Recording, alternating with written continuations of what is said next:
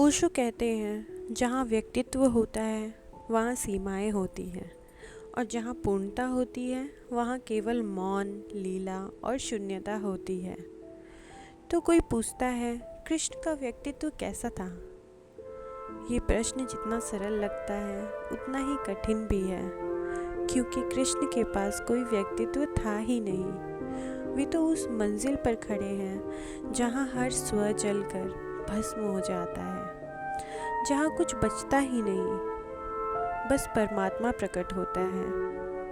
कृष्ण को कोई साधना की पहचान से नहीं बांध सकता।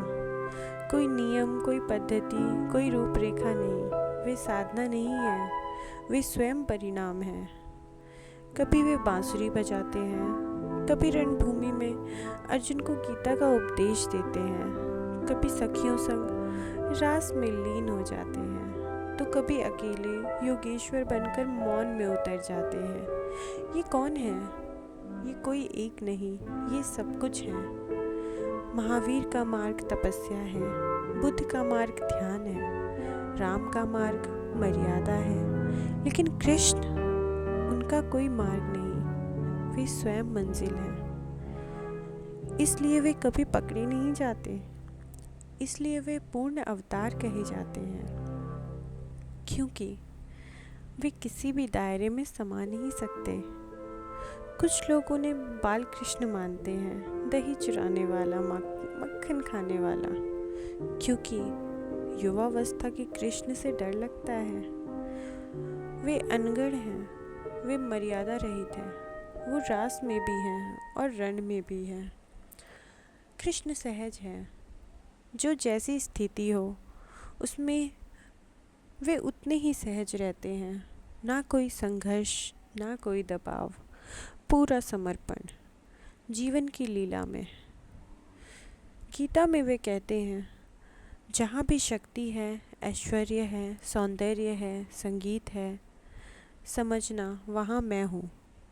क्योंकि जैसे सूर्य को सीधे देखना कठिन है, वैसे ही कृष्ण को सीधे समझना भी कठिन है। लेकिन जैसे दीपक की लौ में सूर्य का अंश दिखाई देता है, वैसे ही हर चमक, हर आभा, हर ऊर्जा में कृष्ण की झलक मिल सकती है। उनके हाथ में बांसुरी भी है और सुदर्शन चक्र भी है। एक ओर राधा का प्रेम है, दूसरी ओर कुरुक्षेत्र की नीति। कभी वे प्रेम को गीता में ढालते हैं, तो कभी युद्ध को धर्म में।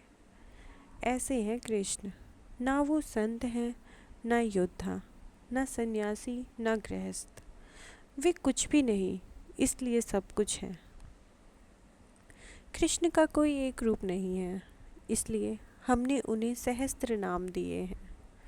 केशव, गोविंद, मुरारी, माधव, घनश्याम, वंशीधर, योगेश्वर।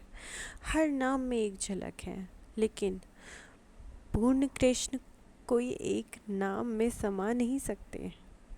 ओशो कहते हैं, जिसके भीतर कुछ भी निजी नहीं बचा, वही परमात्मा बन जाता है।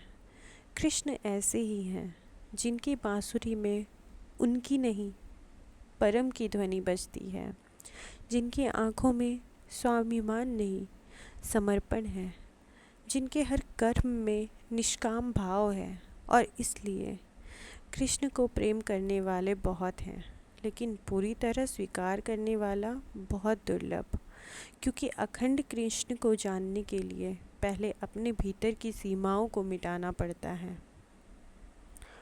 अगर यह विचार आपके भीतर कुछ हलचल लाते हैं, अगर यह आपको भीतर से छूते हैं, तो इस चैनल को ज़रूर सब्सक्राइब कीजिए, क्योंकि यहाँ हम उन्हीं बातों पर बात करते हैं जो हमें व्यक्तित्व से शून्यता तक ले जाती है, कृष्ण तक।